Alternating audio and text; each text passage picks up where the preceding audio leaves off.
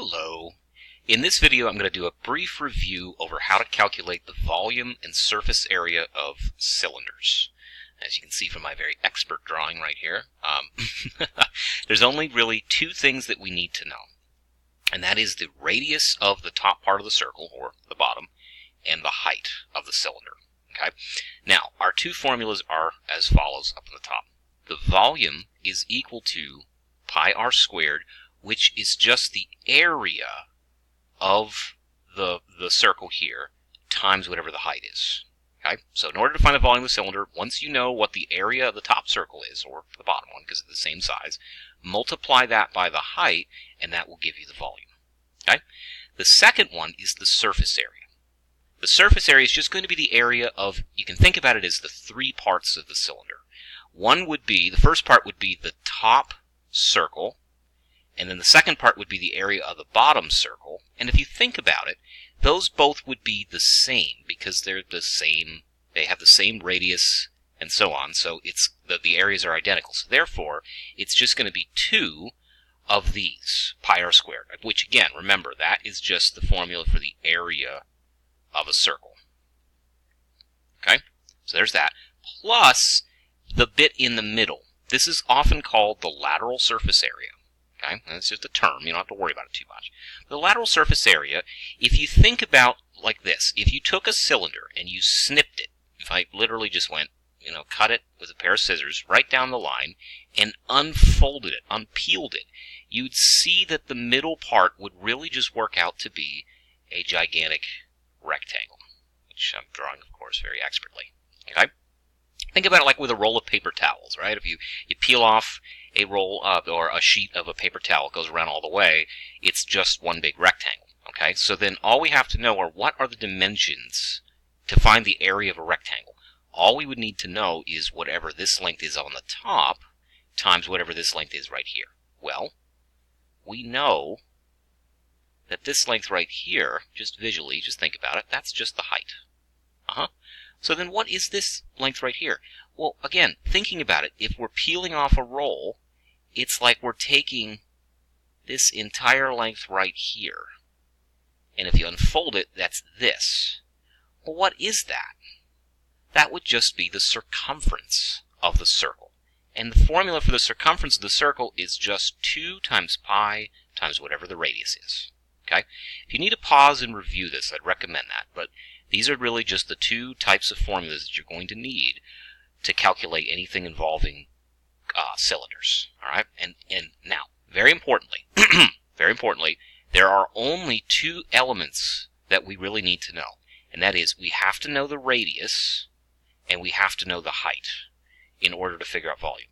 And same thing goes with surface area. Once I know what the radius is, and once I know, and that's right there too, and once I know what the height is, done and done.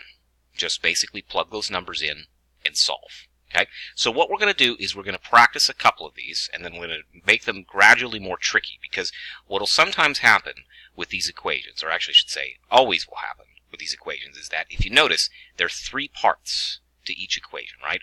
There's the actual volume, there's the radius, and there's the height. In order to solve for any one of those things, we need to know the other 2. So for example, if I know the radius and I know the height, I can plug those numbers in and that will tell me what the volume would be. All right? But sometimes what you might get is they might tell you the volume and then say not tell you what the height is. They might tell you the volume and then the radius, but then we'd have to figure out plugging those numbers in to solve for the height. So this would just be some basic algebraic equations, but nothing to be afraid of. All right? So let's scroll down and try a couple of problems here. I'm going to make these up. Okay, so again, let's do some volume problems for a moment. So again, the volume is equal to pi r squared, which is just the area of the circle at the top, times the height. Okay? So let's say I have some sort of cylinder. I know. I clearly did not master in fine arts.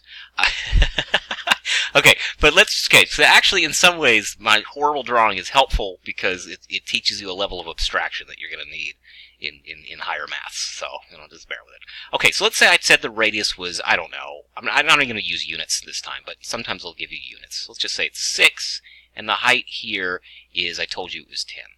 All right, and I wanted to know, well, what's the volume of this then? Well, okay, so think about it. We know what the radius is, we know what the height is, so we just got to plug those numbers in. Volume is equal to pi times the radius, which is 6, so it's the radius squared, times the height, which is just 10. And of course that works out to be, radius squared is 36, so 36 times pi times 10. Sometimes people want you to solve for pi. Remember, pi is just a number.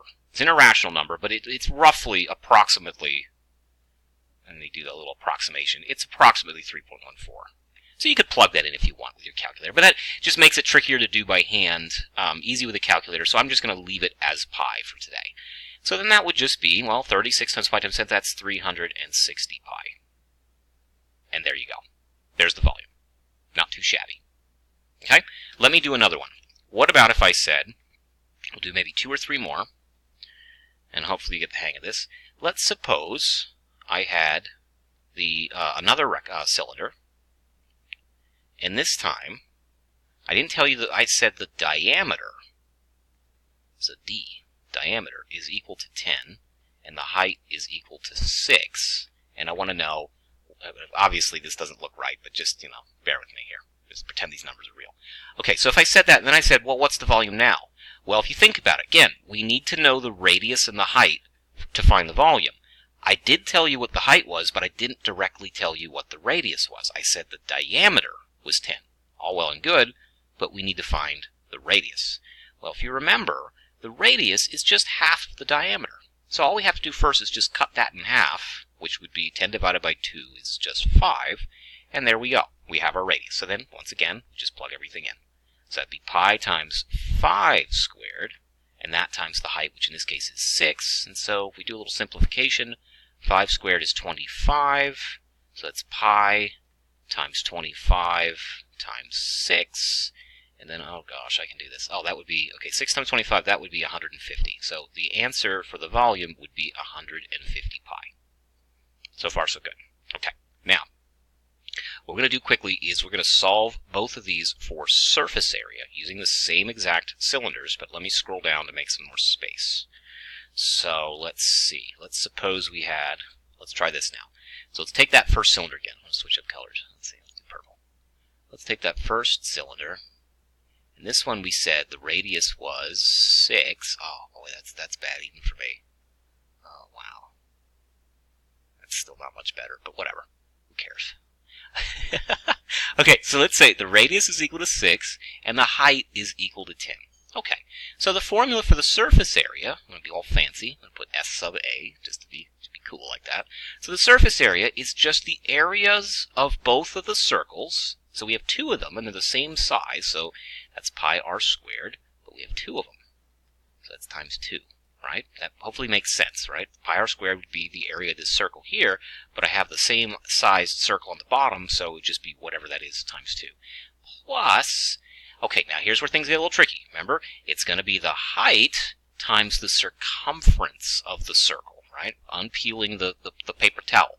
Well, the formula for the circumference of a circle is 2 times pi times r. Alright, so again, it looks a little confusing, but it's, if you think about it, all we're dealing with, again, is just r's and h's. We just have to plug those in wherever we find them and just solve for the surface area. So let's see what we got. Surface area is going to be equal to, well, pi r squared, r is 6, so that's 36 pi times 2. You can check me on your calculators, but that should be 72 pi. Okay, so there we go. That's the area of that circle there and this circle right here. Okay? But then we got to do the middle bit. So that would be plus 2 times h, or 2 times pi times r, right? Circumference of the circle, which would be 2 times pi times 6 is 12 pi, and 12 pi times the height, which was 10, so that would be 120 pi. So far, so good. And then, of course, we can just add those together. 72 pi plus 120 pi is going to be equal to 192 pi. And there's our surface area. Okay? And then again, actually, you know what? This video is running a little bit long. We'll pause right there and resume in a few minutes.